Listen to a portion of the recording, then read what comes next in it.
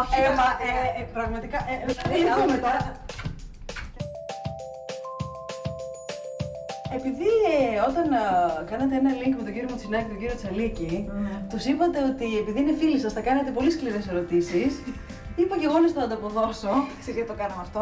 Γιατί τώρα μας λένε ρε παιδί μου ότι επειδή είναι στον Α, λέει το λόγο καλά και κάνει τα γεωγραφίες και τέτοια. Και αυτό είναι τρομερά κουραστικό να τα ακούς. Εντάξει. Τώρα θα δεις, θα το κάνω κι εγώ σε σένα όμως. Όμως δεν είχαμε και ένα δίκιο που σκέφτηκα. Είχατε και ένα δίκιο. Κι εγώ δεν έχω ένα δίκιο να στο κάνω. Τώρα κοίταξε να δεις, αφού το έχω κάνει πρέπει να το υποστώ. Σε έχει πάρει ποτέ κανένα τηλέφωνο να σου κάνει μεγάλο παράπονο όμως? Ναι, για κάτι που είπαμε. Να έχει πάρει, αφού το ξέρεις. Και τι σου είπε? Ήταν άντρας ή γυναίκα? Ήταν άντρας. Όπα, εγώ γυναίκα θυμάμαι. Πλάκα κάνεις πια. Εσύ μιλάς για εκείνο τον άντρα. Βέβαια, γι' αυτό τον πολύ όμορφο. Πολύ όμορφο, ταλαντούχος. Ναι. Γενικώς δεν αισθάνεσαι άσχημα όταν σου κάνουν παράπονα? Κανονικός άνθρωπος είμαι. Άμα με πάρουν τηλέφωνο και μου πούνε γιατί και είναι ο άλλος στεναχωρημένος και θλιμμένος, στεναχωριέμαι και θλίβομαι κι εγώ. Είναι φυσιολογικό. Γι' αυτό προσπαθώ να κρατώ ισορροπίες και να δικαιολογώ τους ανθρώπους. Ότι δεν σου τις πάει κανείς, ρε Κατερίνα, πραγματικά. Αρεσί μου τις πάνε πράγματα. Φυσικά μου τις πάνε, είναι δυνατόν. Αλλά πάλι πέφτω σε αυτή τη λούμπα μου, ας πούμε, ότι ναι, εντάξει, εμένα μου τις πάνε, αλλά το ότι μου τις πάνε εμένα δεν σημαίνει και τίποτα. Θα ήσουν ποτέ με κάποιον που δεν ενέκριναν οι γονείς σου? Πολύ δύσκολα. Που σημαίνει ότι και την τωρινή σου σχέση την εγκρίνουν. Ναι, αλλά εδώ ήταν λίγο διαφορετικά τα πράγματα. Δηλαδή. Αχ, γιατί δεν μπορούμε τώρα να καθόμαστε κάτω και να τα λέμε αυτά, γιατί είναι πολύ. Για πες. Γιατί. Για να μπορέσω να το πω όπως συμβαίνει. Ήταν κάτι πολύ ξαφνικό, αναπάντεχο και έντονο πολύ. Με έναν άνθρωπο όμως που γνώριζα ότι είναι ένας άνθρωπος που θα άρεσε πολύ και στους γονείς μου. Πώς είναι τώρα που είσαι τόσο καλά? Έχω να σε δω πάρα πολλά χρόνια τόσο καλά. Αλήθεια? Ναι. Το εννοείς Μαρία? Αλήθεια. Είναι ωραία. Είναι ωραία, Αυτός, θα το πω το όνομα, γιατί λες και φοβόμαστε να το πούμε. Ο Κρατερός. Ήταν όντως στην πρώτη εκπομπή στα παρασκήνια? Ναι. Αχ, ήρθε.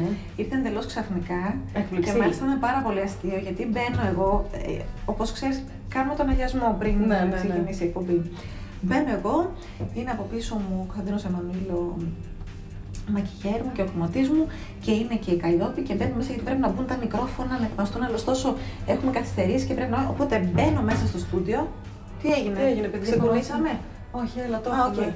Μπαίνω μέσα στο στούντιο, πάω αφήνω στο γνωστό πόντιουμ τα χαρτιά μου, ξέρω και τα λοιπά και κάνω μία έτσι, γυρνάω μία και βλέπω την Αγλαία Λάτσιου και δίπλα τον μπαμπά μου.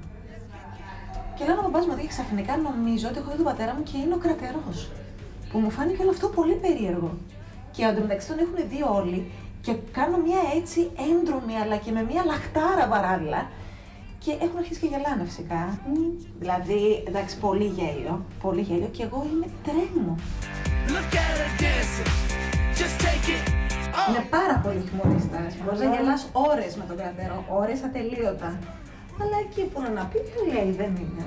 Που σημαίνει ότι τώρα στη ζωή σου γελάς λίγο περισσότερο. Γελάω πάρα πολύ. Γελάω από το πρωί μέχρι το βράδυ. Είσαι ευτυχισμένη. Πολύ. Και πώς το φαντάζεσαι τώρα αυτό το μέλλον που έρχεται? Με γέλια και χαρές. Έτσι θέλω. Κατερίνα, πραγματικά μου την κάνω και αυτή την ερώτηση. Τι έγινε? Τα αστρολογικά σου λένε το 2010 θα παντρευτείς. Αλήθεια? Ναι. Το σκέφτεσαι? Έλα ρε Μαρία τώρα! Να αυτό. Εγώ ξέρεις γι' αυτό ρωτάω μόνο. Θέλω απλά να είμαι εντυπωσιακή στην τελετή. Έλα, ξέρεις τι, δεν θέλω. Δεν. Έλα, δεν θέλω να σε φέρω. Δεν ξέρω. Θέλω να σε ευχαριστήσω. Κι εγώ. Και χάρηκα που τα είπαμε, έστω και εδώ. Και να είσαι έτσι πάντα τόσο γελαστή όσο είσαι σήμερα, αλήθεια. Εντάξει, όσο είσαι μάλλον αυτή την περίοδο. Και μπορείς να φύγεις. Εγώ θέλω να σου πω, Μαρία, συγχαρητήρια, γιατί είναι η πρώτη φορά που είδα την Κατερίνα Καραβάτου τόσο χαλαρή. Έχει γλυκάνει πάρα πολύ, παιδιά, η Κατερίνα. Είναι ένας άλλος άνθρωπος. Μπράβο, ήταν συγκινητικό, δεν ήταν? Ναι, ήταν συγκινητικό, γιατί είδα δύο φίλες σε ένα σανσέρ με χαρά να λένε ότι Σε λίγο καιρό παντρεύομαι.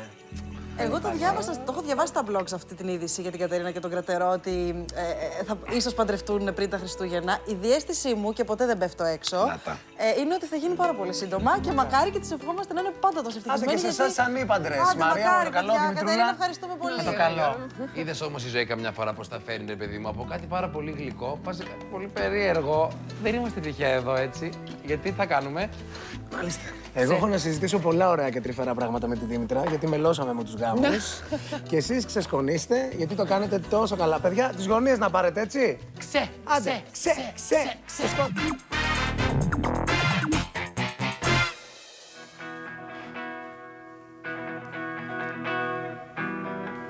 Α, που μας πήγες τώρα.